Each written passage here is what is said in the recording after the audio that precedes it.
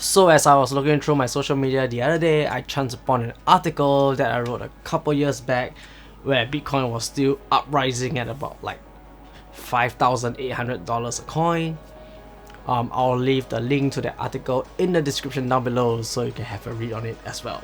So fast forward 2 years and I liquidated most of my cryptocurrencies to travel New Zealand, and now I'm building a new portfolio of stocks just to give passive income with Tiger Brokers.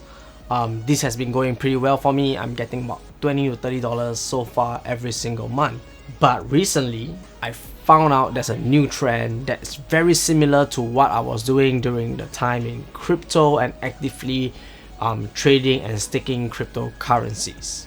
So without further ado, let's dive right into it. I'm going to tell you what the latest new trend is.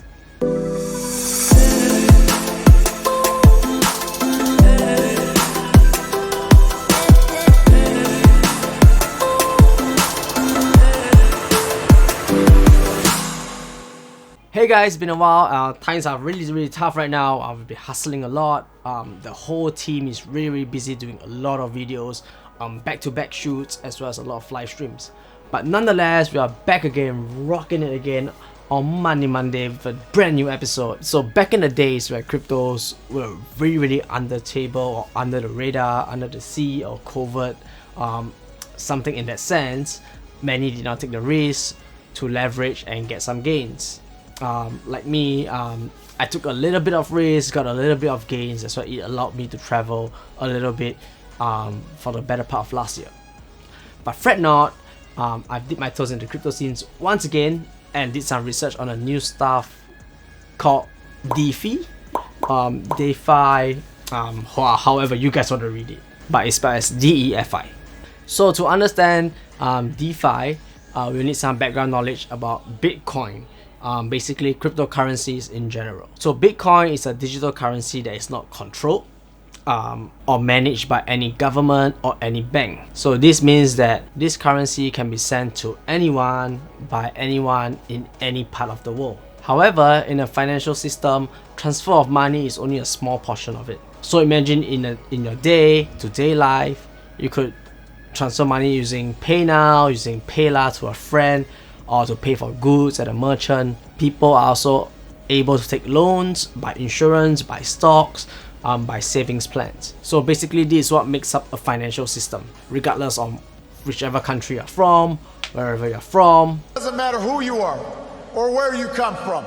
But in this current day and age, 99% of the financial services are controlled by centralized finance, meaning these services rely on a central authority, someone like a bank or a financial institute. So with centralized finance, it holds some sort of risk. Risks such as fraud, You're a fake and a fraud. Corruption, embezzlement. Embezzle! I was hoping embezzle! She's talking about embezzle money, embezzle bitch. Something like the Lehman Brothers, things like that, things that we cannot control, but they're all controlled by centralized governance. But with DeFi, what it aims to do is to decentralize the whole financial systems where you are able to use certain cryptocurrencies for different services. So the 5 pillars of a financial system includes things like an infrastructure, where Ethereum network or BSC network is used to write dApps, decentralized applications. They are made of smart contracts because it is done on a smart contract these days, and they are immutable once they are coded in, meaning to say that you're not able to haggle for a lower conversion rate or lower prices because there is no human element in it, or there's no one governing or controlling this transaction. And then the second thing we have in the pillar is a currency of trade.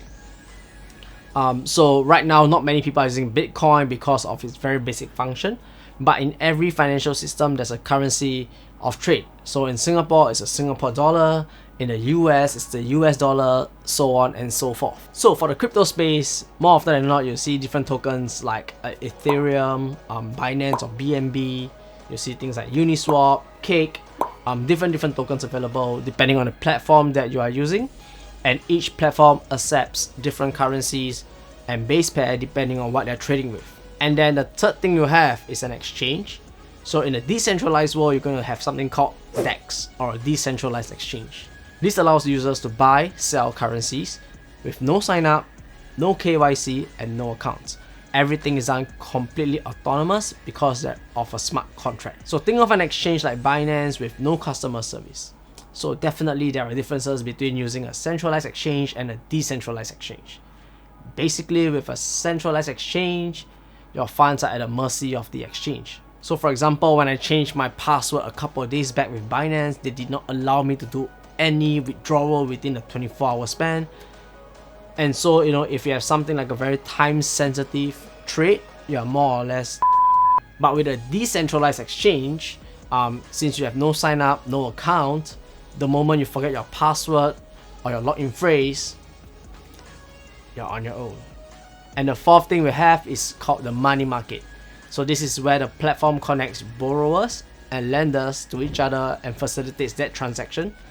So in a cryptocurrency world, you could use crypto to borrow cash or fiat to pay your rent, with your crypto being a collateral. And this is an autonomous loan management where lenders and borrowers of your money, they can earn cryptocurrencies that are being loaned out. We also print actual currency and we distribute that to the Federal Reserve Bank. Or cryptocurrencies that are being borrowed out, which derives the term yield farming. And the last thing we have is called decentralized insurance.